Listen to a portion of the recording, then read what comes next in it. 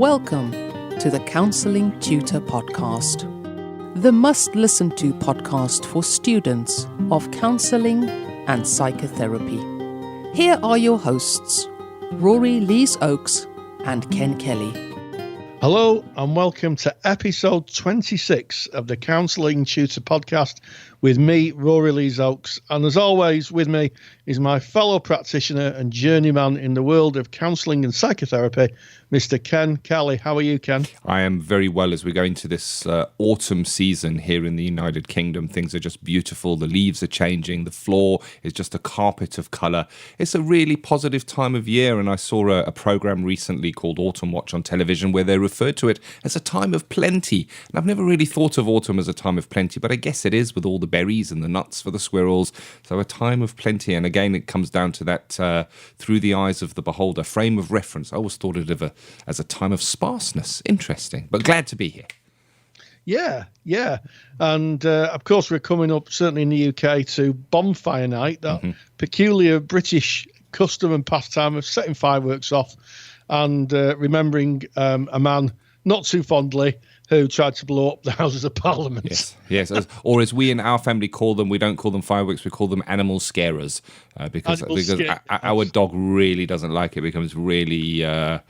we even have tablets for the dog. And of course, if you're listening to this in real time, chances Bonfire Night will have passed because we're recording it just before that. But of course, it will go out a few weeks later. Great episode for you as well today. So it's quite seasonal in its start. And we're going to be starting off with something that's pretty important. It's about social media. As a counsellor, as a psychotherapist, how do you manage your social media? How do you manage the messages that you put out? And I'm talking on your private social media platforms as well, keeping in mind that the internet lasts forever and whatever you put out stays out there. We're then going to go on to Theory with Rory, a really interesting one today. We're going back to the Freudian roots, and we're going to be speaking, Rory, I believe, about Oedipus and the Oedipus complex. Tell me about your mother. Did you like my faux Freudian accent there, Ken? Tell me about your mother. Yeah, I'm going to be looking at Freud. We're going to go and see Uncle Freud. And we're going to be talking about it's kind of ridiculed a little bit, the Oedipus complex. And for those of you who don't know what Oedipus is, I'll paraphrase quite severely. And Freud reflected that young boys may be sexually attracted to their mothers. That's the headline. That's the tabloid headline.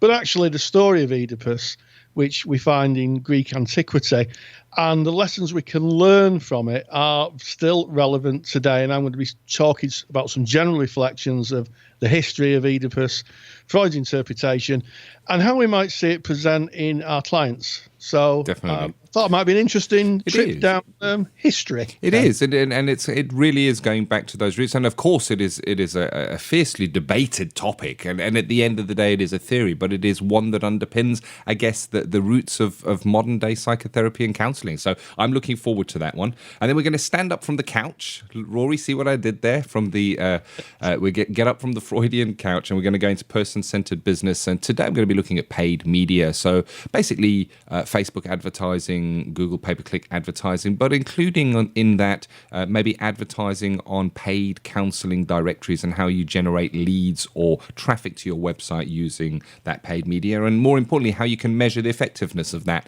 It's all good and well starting a paid advertising campaign, but if you can't determine what your return on investment is, you don't know whether it's working for you. So we're going to be shining a light in there, and hopefully you won't be marketing in the dark. And then we're going to close off, as many colleges and learning institutions do, with a PD group, a personal development group, speaking about what personal development group means to you.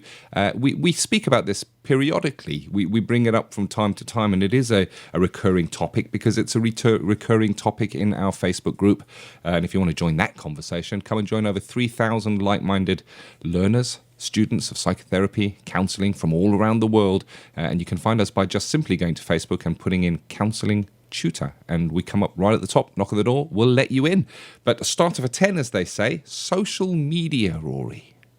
Yes, Twitter, Instagram, Facebook, Vine, Yeah. I think Vine will be gone by the time this broadcast goes out. But the point I'm coming to is that there are so many ways of sharing your wonderful self to the world, whether they want to see it or not. Yeah. That we have to be just a bit thoughtful on what we show of ourselves, because boundaries dictate that we kind of take care of ourselves, and also we want our clients to know the intricacies of our lives. Yeah. And my view is, I personally wouldn't. I haven't got that much of an interest in life, Ken, for them to look at. But generally speaking, I think that we need to be thoughtful about how much of ourselves we disclose. Yeah. Because it's self-protection, and also we're so much more easier to find now. Don't you think, Ken? Very much so. And you don't need to look far back in history. We've just had the United States elections. Now, just a secret, we're making this just before the US election, so we don't know what the outcome is, but by the time this goes live, the outcome will be known worldwide.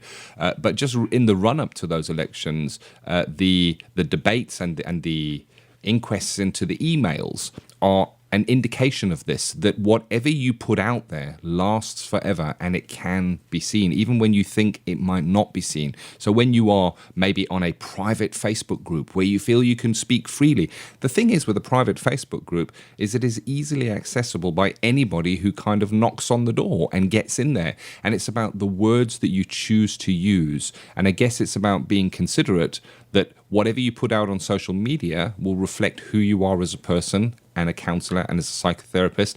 And again, I know that now when you go for job interviews, part of the recruitment process is to look at your social media, look at the pictures that you post, look at the kind of language that you use in making a decision. I'm not saying that's a good thing or a bad thing. I don't know. I think it's quite an invasion of privacy, but I guess it's us that puts that information out in the first place, Rory. Absolutely. And, you're talking about the American elections, and by the time this goes out, I guess we'll know who the president will be. And you talked about emails and, of course, historic recordings about things that have been said in vans have also come to surface in the media. And one of the things that, I've come to know as a child and adolescent therapist through the years is once something is gone, a picture or even something written on a Facebook feed, you no longer own it. No longer own it. And even if you delete it a few seconds later, I've got software on my computer which I use for legitimate purposes, for screen grabs, capturing images or capturing any image off the screen. We can capture it. Both me and Ken can do that, and we use it in the counselling tutor business for quite legitimate purposes. But even if you publish something and then change your mind 30 seconds later, in that 30 seconds, someone could have captured it and it becomes into the public record. You no longer own it. Yeah. And I guess if you're studying at the moment, then this is the time to consider this. What does your profile look like in 5 years' time when somebody looks you up online, when they Google your name, when they go through the comments that you've made? And does that profile reflect who you are as a counsellor, as a psychotherapist? And I get it that we're not counsellors and psychotherapists 24 hours a day, but when somebody's looking for us and there's a potential client out there and they're doing a bit of research, they have real easy access to our LinkedIn profiles, our Facebook profiles. Most Facebook profiles are not locked down. There was a time where by standard, it was a standard setting that it was locked and you had to let someone in. Now, it's the standard setting that it is open and anybody can see your profile and what you're saying and who you're friends with, unless you lock it down. So we are, I guess, vulnerable. And so I'll share a little story that caught me quite by surprise. Just the other day, I was asked by a colleague of mine to sign some photographs for a passport. And as I was doing this, I was looking over the accompanying documentation that went with this. And I thought to myself, there was a bit of me that thought, well, I can't really sign these, because I remember when mine were done, I had to go and find a person of good standing within my community. And I actually went to our church minister to get mine done. So I thought, I can't really do this because I'm just Ken. But sure enough, I have a professional qualification. I'm a counsellor. So I'm viewed, I guess, as a person of good standing, or should be a person of good standing. And that's what I'm keeping here. Our name, our the image of who we are. And on social media, everything you say is out there. So it's I guess about thinking what you put out. Absolutely, Ken. And I've been very thoughtful through the years. I've, doing what I do with the counselling tutor and the YouTube and all the other things I get involved with, I'm very thoughtful about what my public profile is, what my personal profile is. I haven't got anything to hide, I hasten to add. But, I keep my family life very, very, very, very much private. And I was sat having lunch in one of our favourite little places over in Saddleworth. I'll give them a plug, the Java Bar in Saddleworth. There we go. And I was sat there having a cup of tea and something to eat. And one of the staff sidled up to me and said, "Are you the guy off YouTube?"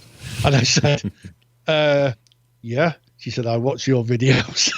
And I was like, "Thank you very much." Yeah. And she was doing some counselling. She was doing a counselling qualification over in Oldham, not very far away to live. And we had a bit of a chat about it. And to be fair to her, she was very discreet and, very respectful of my privacy. And, but she just acknowledged, yes, I've seen you on YouTube. So, yes, it's amazing that how many people can recognise me. It's only happened twice. That's once time in a restaurant and once in a car park. Where someone had seen it, and they were both counselling students. So be very, very thoughtful. And I would dread, I think, if a client said to me, "Oh, I've seen you on Facebook, yes. And yes. I've seen you doing whatever kind of ordinary things I get up to in my family," because they're seeing a side of me that is my private life, and it should remain private. And I've got to say, Ken, I've seen some profiles. Not that I look at the profiles of the people in our Facebook group, but profiles of friends who I post on their walls, and I think, some of their knee-jerk responses, shall I say, to events, they may come to regret.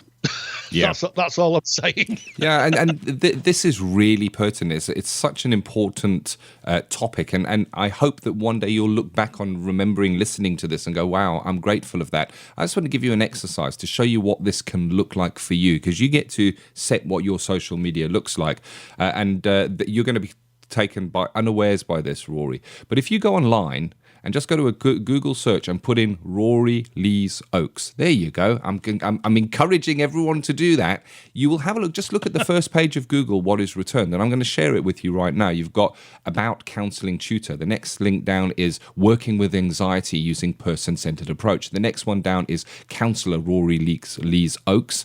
The next one down is a LinkedIn profile. And then How to Survive Counselling Training. There's no better time to be a counsellor. The online events where you lectured there, Rory, and it's just all related to who you are and what you do, and it stands you in good light. If I were a client and I looked at your website and then I Googled your name, I'd be going, yep, that's a fit. And I wonder if you're listening to this right now, what you see if you Google your name. Well, you get to start now deciding what that's going to look like in just a few years' time. And keep in mind that the social media platforms are now outranking websites and other things on the internet as they become more and more important, and we are more socially active on them, I guess. Interesting topic to debate. Absolutely, Ken. And and I think that as we move forward, we may very well see, I know already that complaints have been made by clients against practitioners who've posted stuff about their clients. Yeah. Oh, yeah. There's been a couple in the Therapy Today magazine through the years. Yeah, it's a no-go area. That it is confidentiality, and what we put on social media can be seen by others. It is a break of that confidence. It's just a no-no. So have a think about that. Speak about it with your peers. Take it into your learning institution. Bring it up as a hot, debatable topic, because it's very real and maybe something that we don't always consider. But it's time for a lie down now, Rory. I need a lie down. I want to lie down on your couch while you speak to me about things Freudian. Yes, well, we're going to visit Uncle Freud. I've got my bow tie on. I've grown a beard. I'm not going to be stereotypical and put a faux German accent on, but we're going to look at a key part of Freud's ideas of child development. We're going to look at Oedipus complex. It finds its history in Greek mythology, and sometimes when it's taught in psychology classes, I think it can be it can be a subject of derision, where people laugh out loud. I don't fancy my mother, this type of thing. But I think it tells us a universal truth, and one which is transmitted sometimes, but not exclusively, in the work we do with clients. Looking forward to it. So let's head straight into theory with Rory. Counselling Theory with Rory Lees Oakes. A few years ago, while having lunch in the college cafeteria, I became aware of a heated discussion on a table adjacent to me. A group of mature students who were studying a humanities pathway had just returned from a psychology class and were hotly debating a piece of theory. He must have been sick. How can a child be sexually attracted to his mother? And I don't get it, were some of the comments emanating from the group. Eventually, one of the students looked over to me and said, "You teach counselling. Can you help us out?" So I joined them and asked what they wished to understand. The reply, Freud's Oedipus complex.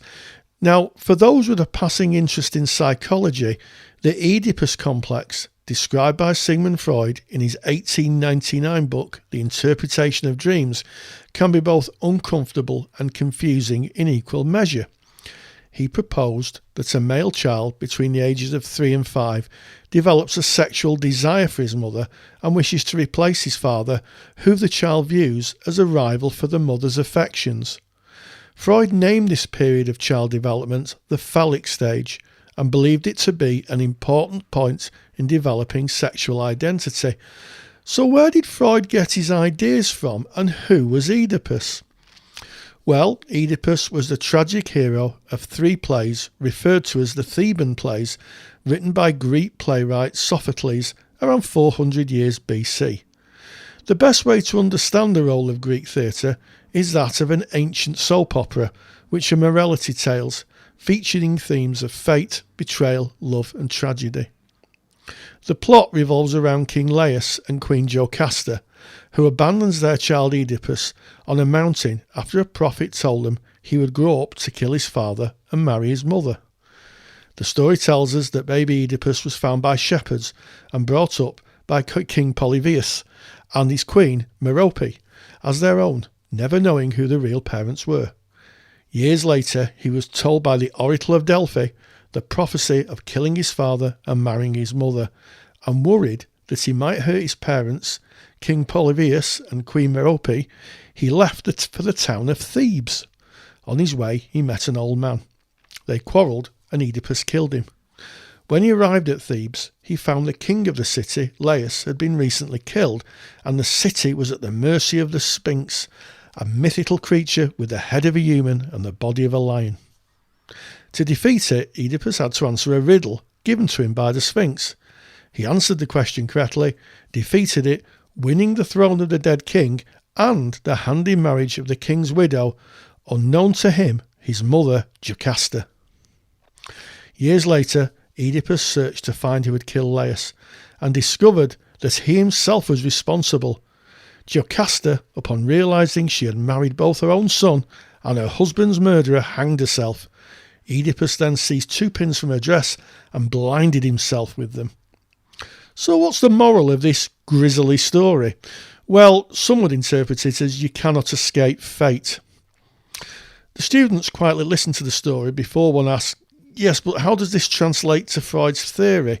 So I asked them, how many of them had children who said things like, I'm going to marry mummy when I grow up, or had competed for affection by getting into the parental bed and sleeping between mum and dad, effectively pushing the father out? Quite a few replied that this was happening to them and they were trying to manage it. I went on to reflect that the fate in question is the subconscious bonding between the child and his mother. We know this bond is the first steps to socialisation and building relational bonds. As a baby, we are cared for and nurtured. We feel at some subconscious level love, acceptance and care, and that's placed into our psyche. So do men marry their mothers? Well, not quite, but I do wonder if subconsciously we choose aspects in our partners which replicate those early bonds of attachment with our primary caregivers, who are usually, but not exclusively, our mother. When seeking a partner, are we driven by the subconscious fate of attachment, that at some level, when we fall in love, we are trying to replicate those feelings of safety, acceptance and love we had as a small child?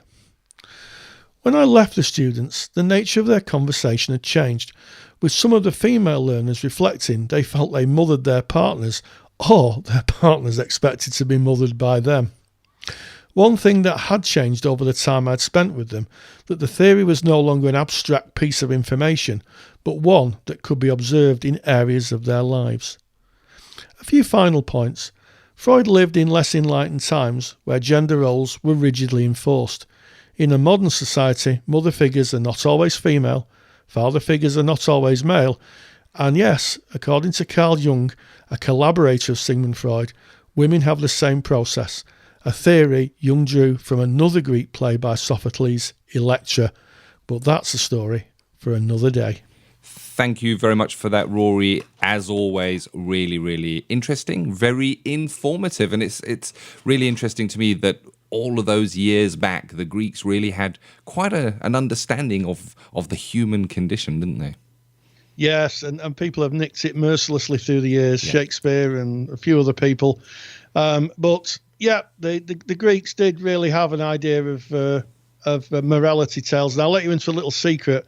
When they're writing scripts for soap operas like Coronation Street, we have in the UK Coronation Street, longest running soap opera in the world apparently.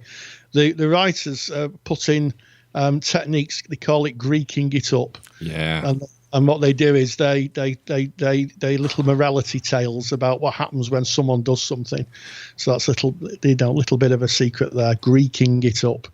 But are you going to be Greeking it up in Person Centered Business? Are you going to be telling us morality tales? Or are you going to be delivering some fiscal solidarity, Ken? Yeah, I guess fiscal solidarity I can hardly pronounce, but we're going to head in that direction. And sadly, we kind of come to the end of Person-Centered Business today. We started off looking at just the nature of business for counsellors and psychotherapists and how that might look if you one day decide to go into private practice. We've covered a whole load of different areas of the person-centered business through to defining your offer, looking at what you might offer in your practice, having your business cards made, brochures, and of course, the last 2 weeks we've looked at websites. But we need traffic on a website for somebody to contact us, and there's ways of paying. It's called paid media to get that traffic. And we're going to look at various paid medias. We're going to look at Facebook advertising. We're going to look at Google pay-per-click ads, and of course, we're going to look at paid-for counselling directories. So let's get straight into that. Person-centered business. Person-centered business with Kenneth Kelly.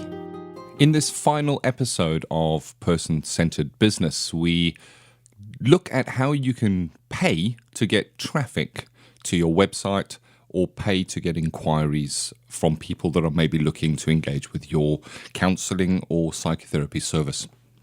And there's definitely some pitfalls there. So we're going to be looking at what is called paid media. When you're paying for traffic or to get an inquiry, it is called paid media.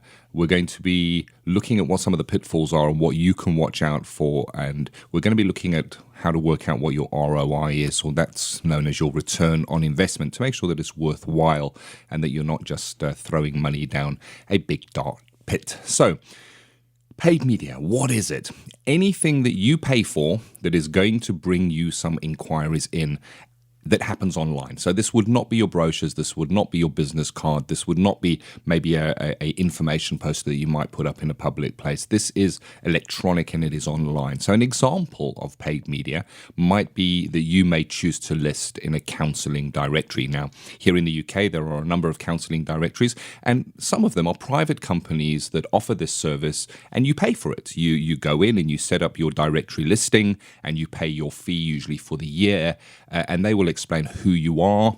They will show your advert in a geographically targeted area.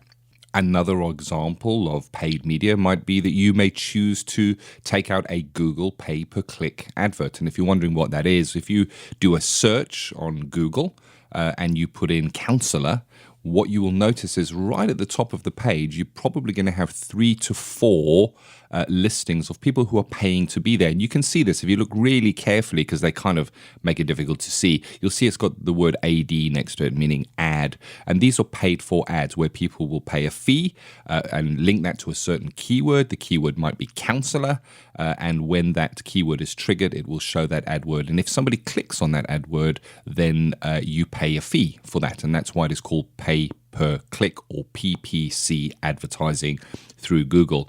And another example of paid media, paid advertising online might be Facebook advertising, where you may choose to target a segment of people or a certain type of person, depending on what they have in their profile, and place an advert in front of them. So Google pay-per-click advertising is probably a little more targeted than, say, Facebook, because on Facebook, people are not searching for something. It's used more as a social platform. People are maybe having a chat with their friends. And I feel it might be quite invasive to put an advert up that suggests counseling. You don't know who may be accessing that person's social media profile. So it may, for me, doesn't feel like a good fit. It may be that I know that I sometimes see my wife's social media platform. And if she was maybe looking for counseling and I saw an advert on her social media on her Facebook page for counseling, that would give me an indication that she might have been looking for that and searching for that. So I would be cautious of using Facebook for advertising. But Google pay-per-click is certainly somebody puts in a keyword and the services within that area come up. So top tips when listing. And this is when listing is, what do you write if you are taking out a listing directory? What are you going to write in there? If you're writing an advert for Google pay-per-click advertising, what do you write within that advert? And usually when we're looking at a listing directory, or we're looking at a pay-per-click advert and paid media, you're limited by the amount of words that you can put in. I guess it's the same as a classified advert in a newspaper. You've only got a certain amount of words that you can use. You've got a headline at the top and a description. And on this, I'd like to refer you to episode 21 of the Counselling Tutor podcast, where I covered this in depth. It's called an elevator pitch. And if you go across all the person-centered business episodes that we've done, you'll notice that they kind of build one on top of the other, and they kind of little bits of one episode will be useful for another one. So I would refer you to episode 21 if you want to have a look at what the elevator pitch is. And it's basically where you define what it is that you offer in the minimum amount of words, making that highly effective, highly targeted to the person who might be looking for your service. The next thing that is really important when you're looking at paid media is geographical targeting. This is so important. It's so easy to maybe be tempted into going and trying to set up a Google pay-per-click AdWords campaign. Maybe Google are saying, hey, start an AdWords campaign and we'll give you £75 or $75 free of charge and you can run your campaign. And they take you through a process of setting that up. What do you want to say? What are the keywords that you want to trigger your ad? Counsellor, psychotherapist, and you'd go through that whole stage. But be really, really careful that you set your geographic targeting, because it's no good for me. I work in Warrington. I offer counselling services in Warrington. If somebody in Manchester, which is now around about 20 minutes drive from me, was looking for a counsellor and my ad came up and they clicked on that, well, I'd be paying for that. But it's unlikely that they would get in their car and drive for 20 minutes, unless they had a very specific reason to do so, to come and see me, because there are counsellors providing a very similar service within the area. So you want to be geographically targeting where your advert shows up. And for myself, if I were to do Google pay-per-click AdWords, I would only target it within the town that I live, so that if somebody within Warrington here in the United Kingdom searched counsellor, that my ad would pop up. But if somebody in Manchester typed it, it wouldn't pop up because it is not relevant to that person. So geographic targeting is definitely a consideration. The next thing we need to look at, specifically if you're looking at a listing in a directory or a Google pay-per-click advert, is the effectiveness of the landing page on your website. So what is a landing page? Well, we covered websites in depth in episode 24, so you can go and have a listen to that. The effectiveness of a landing page, well, when they click on your ad, what page on your website does it take them to? And you can set which page it takes them to, including on the counselling listing directories. You can say when they click to find out more information, take them to this page on my website.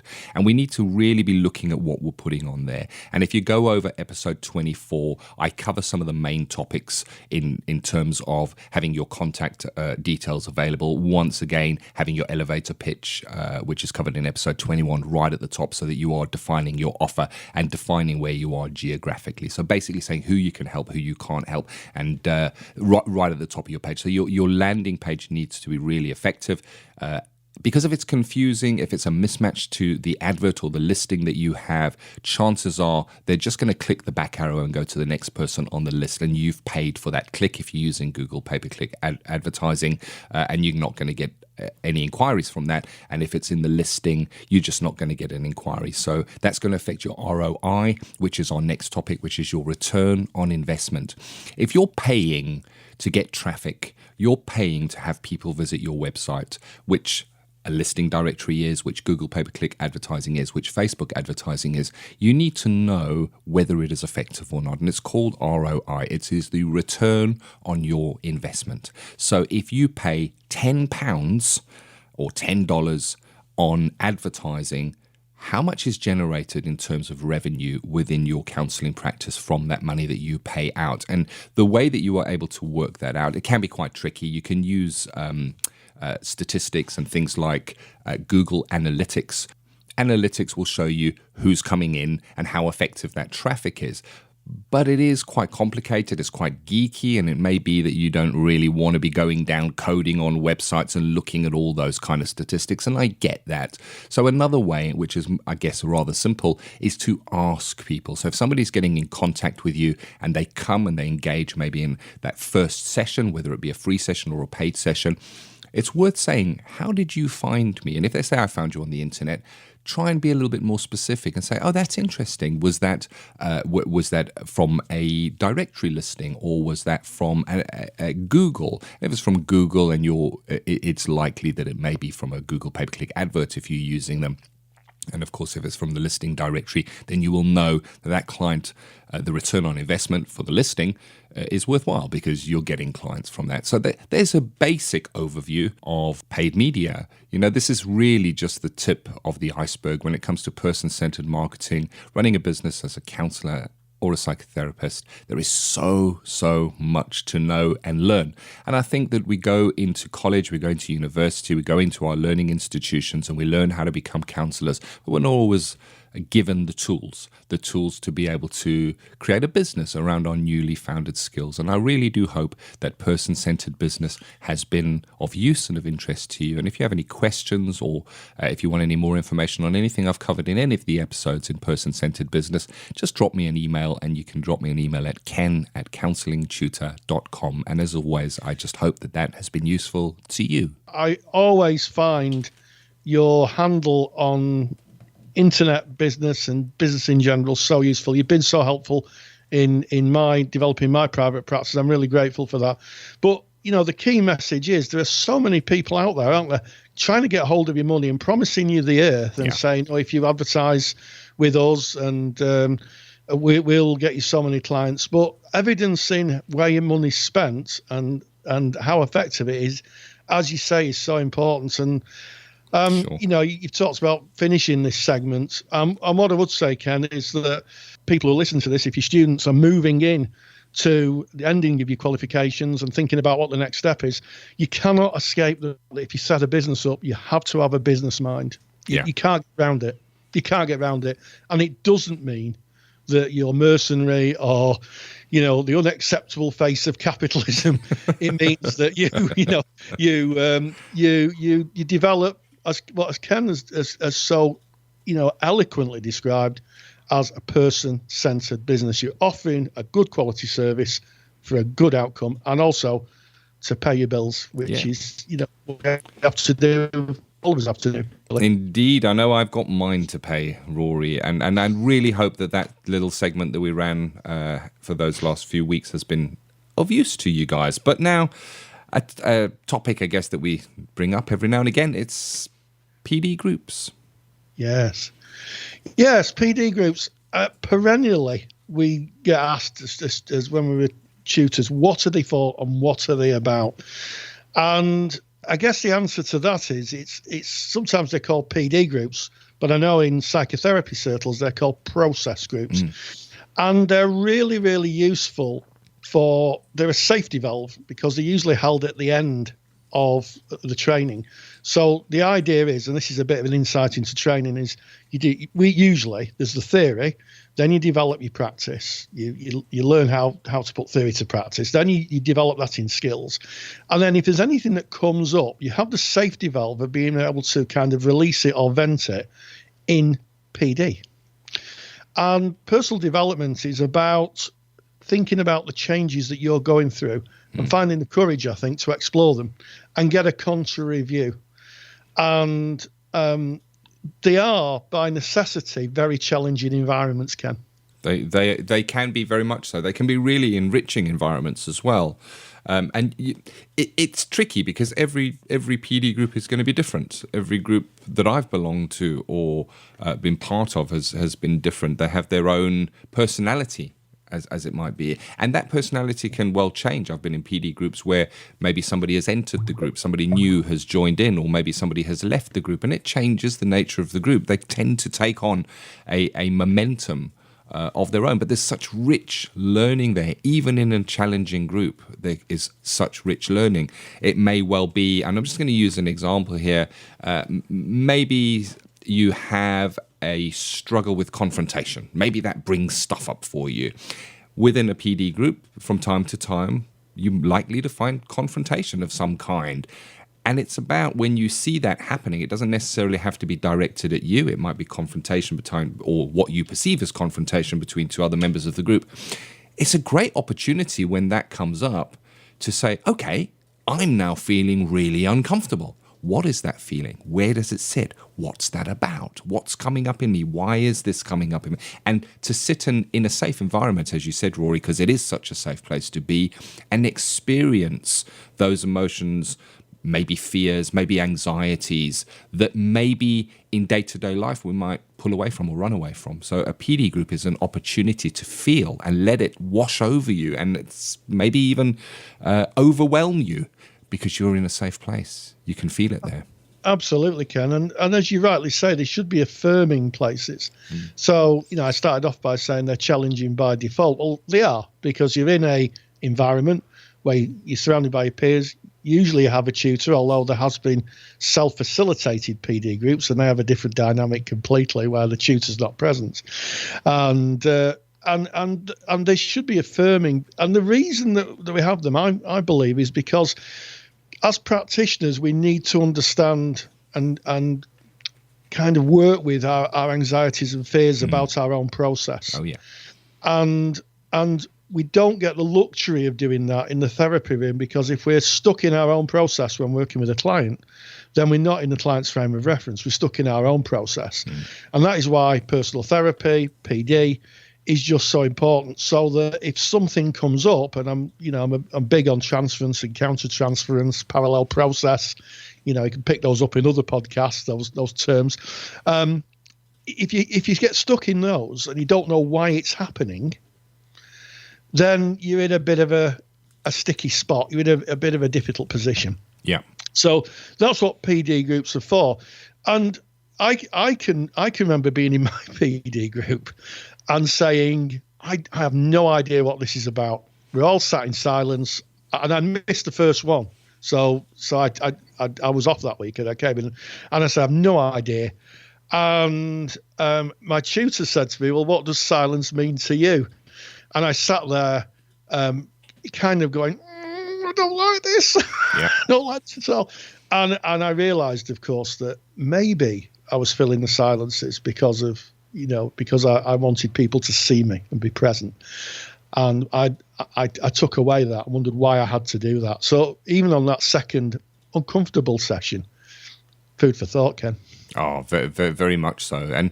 And there can be times where you can practice being person-centered, I guess, if you're studying the person-centered approach, in that if somebody else is talking within the group, that you can really empathically listen to them, as opposed to think of what you're going to say next. You get that the opportunity to sit and practice your way of being, I guess it is, of really being there as other people are talking, really empathically listening, because those are the skills that you're going to be using in front of your clients, where you're going to be really hearing them. So really hear the people in your PD group, even when their opinions, their thoughts differ from yours, and they can differ considerably. How does that make you feel? What comes up for you? Because what happens when you're with a client and their opinions differ for you from yours? So much there. And the one thing that I wanted to put in here, which for me is really important, is you get the opportunity to practice courage, and we are encouraged to aim to be courageous by the BACP in a new ethical framework, and to say something if something is not right. To call it out, to point it out, maybe to a colleague, to an agency you might be working in. And that's not easy to do. But it is likely that as you sit in your PD group, that from time to time stuff will come up with that you strongly disagree with or you don't think was right. Well, you get the opportunity in that PD group, in that safe environment, to exercise courage and to voice that. And it might feel scary and you might find yourself shaking. It could even bring emotional tears to your eyes, but you're in a safe place, and it's a great it's a muscle, courage muscle. It's a great muscle to exercise, that courage muscle, in the safety of the PD group. It is, Ken. And also I think that, in general, we're taught to listen to respond, not to listen to understand. Oh, yes. I think that's a great point. How often have you spoken to someone and they've responded as opposed to understanding where you're coming from? Yeah. And PD groups can be a great place for developing that way of being, that skill of not just listening to the story, but the music, the words behind it. And, I've seen lots of people's perceptions altered in PD groups, where maybe a voice has said, I just don't feel worthy enough to do this work. And voices around have said, you are. Yeah. You are.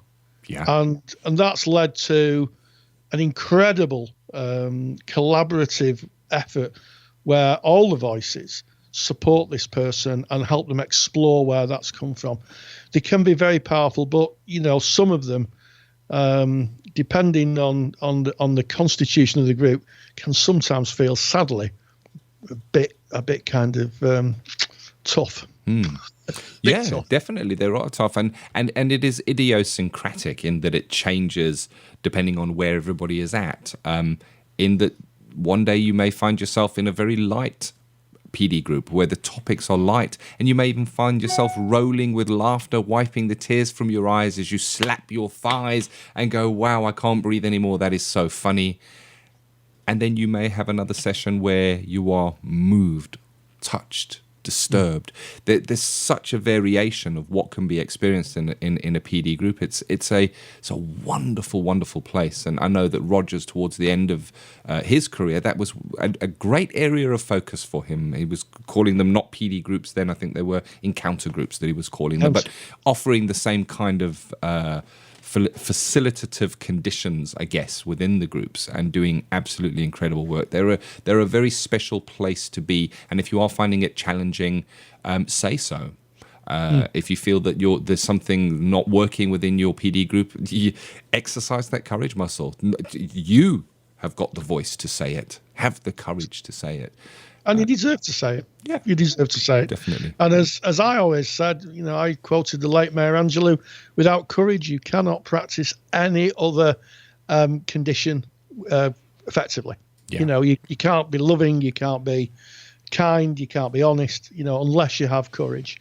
100%. So there we go. And I think maybe it's time to have the courage to finish the podcast. I think it is. And what a podcast today has been. So we kicked off discussing social media, the importance of your profile as you are a counsellor, psychotherapist. What are you showing to the world? I loved listening and learning about the Oedipus complex. Thank you very, very much for that, Rory. We had our final person-centered business slot where we spoke about paid media and how you can measure your return on investment to make sure you're getting bang for your buck. And of course, we closed off speaking about personal development groups. It's been fantastic, and I look forward to our next episode. I do. And hey, stay grounded and stay safe. Take care. Thank you for listening to the Counselling Tutor podcast. Find the show notes for this episode on our website at www.counsellingtutor.com.